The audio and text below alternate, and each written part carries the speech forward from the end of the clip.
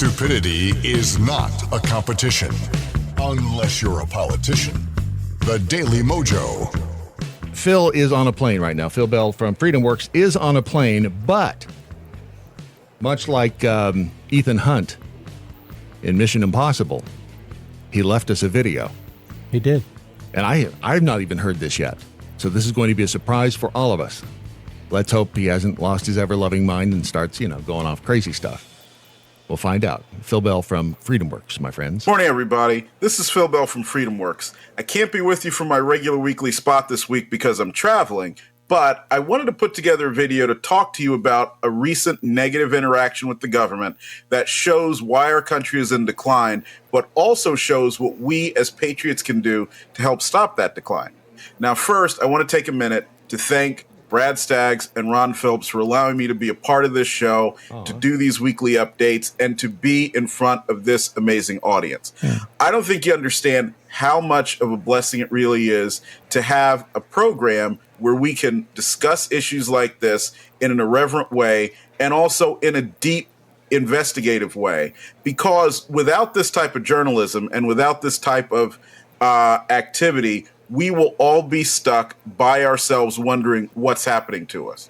This is a great way for us all to connect, so I hope that you will take all of Brad's clips that he shares on YouTube and Rumble, share them, and share the link to this show so that your friends and family will know what you've been listening to and how they can enjoy it as well. Now, last week, I was lucky enough to go up to the debate in Milwaukee, the Republican debate, and see some of the folks from my party talk about really important issues.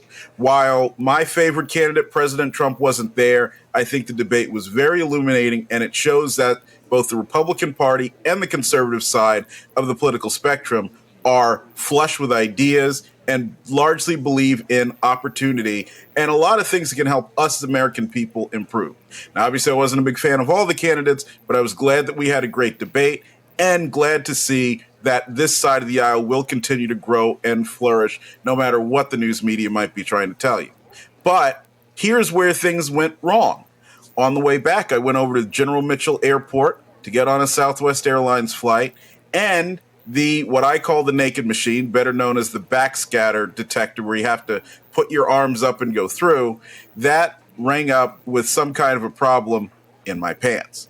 Now, for all the jokes that we can make about this really is a serious issue, because the truth is I had taken everything out of my pockets. I had prepared myself exactly as told by the TSA, Transportation Security Administration guards, and appropriately went through the process. Now, I was asked if I wanted to have my pat down in public or in private.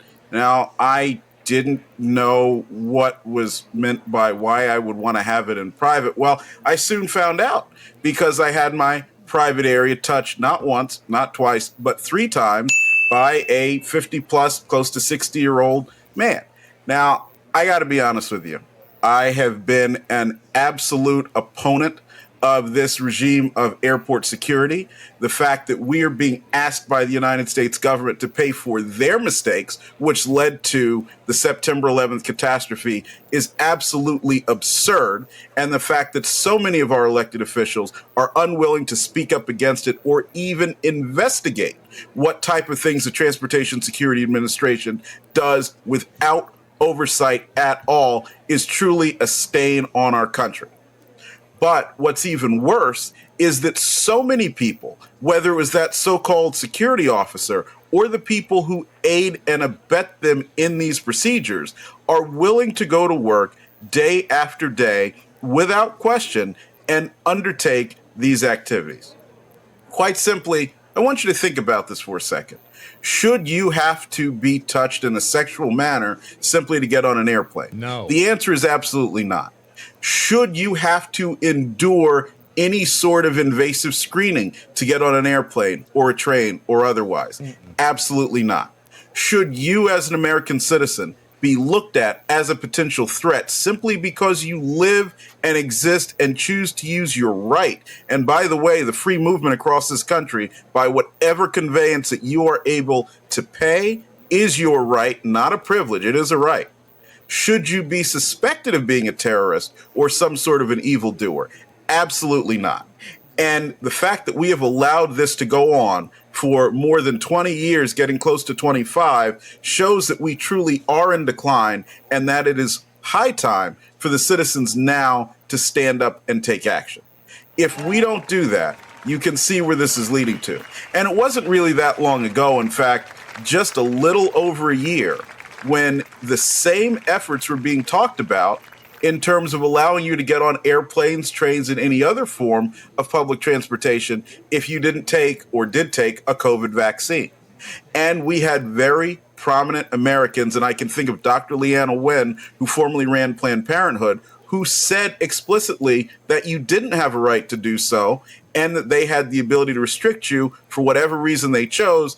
In the past, it's been the belief that you were a terrorist. And now it is, well, maybe if you don't take a COVID vaccine, you might be spreading some kind of disease. Therefore, we're not going to let you travel that way either. Now, I was told after all this, and I did make sure to describe the process in a very vulgar way, intentionally so. I was told by another one of the so-called security officers that if I didn't like it, I could just take the bus. Now, this should infuriate each and every one of you. And it should also make you think about the stories that maybe you have heard or you have experienced with the TSA.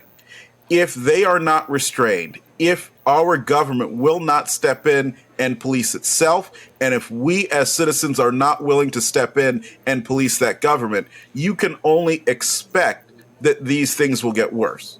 But I want to tell you something very important. It will not happen in an abrupt way.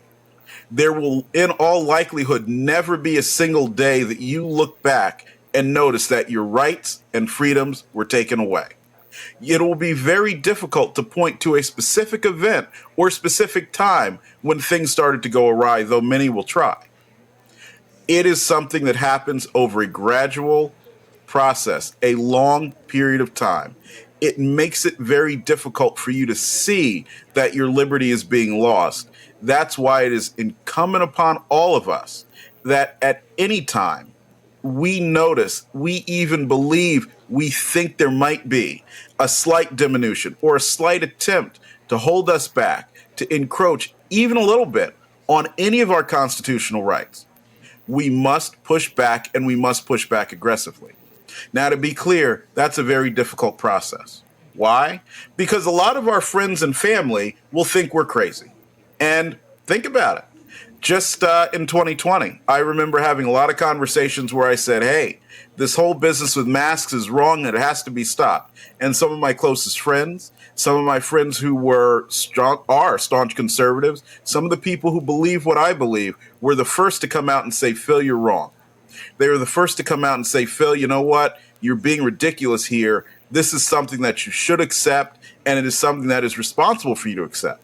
Now, I'm not saying this to point out how I was right and everybody else was wrong, but I'm saying this to point out how seductive it can be for anyone and everyone at any time, and why we must remain vigilant. Being a patriot is not always easy. Being a patriot can be very difficult for us in our own homes and among our own families. And I hope that when you see that you encounter this resistance, that you don't take it in a negative way, that you don't decide to cut your friends or your family off. It's because there are very few people who are called to lead and have the capability to do so. There are very few people who are able to understand that it's important to act early. That's what makes you a patriot, and that's what makes you a hero. So, in order to do that, I hope that you will take this message to heart.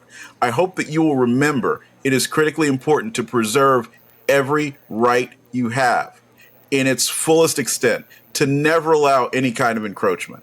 It's not okay to say, well, we were attacked on 9/11 by radical extremists, so therefore we'll give up a little bit of our freedom in exchange for security. No. You pay enough money to the federal government to protect our freedom and provide us security without any diminution in that. It is not okay to say, well, you know what? We will give away a little bit of our freedom to protect us from some unseen virus. No, because the unseen virus that is taking away your freedom is not COVID-19, and it's not something else that will be created in a Chinese biolab. It's something that will be created on a college campus or in a textbook or otherwise that says the people will become easier to control if you just threaten them with something that could be scary. It is up to you to be patriotic and preserve these freedoms, because remember, you're not just doing it for yourself. You're not just doing it for your children. You're doing it for generations to come in this nation and around the world. President Reagan said it the best when he pointed out that this is truly the last best hope for freedom. And that's because so many people who've lived in this world from the creation of it have never known the freedoms that we have.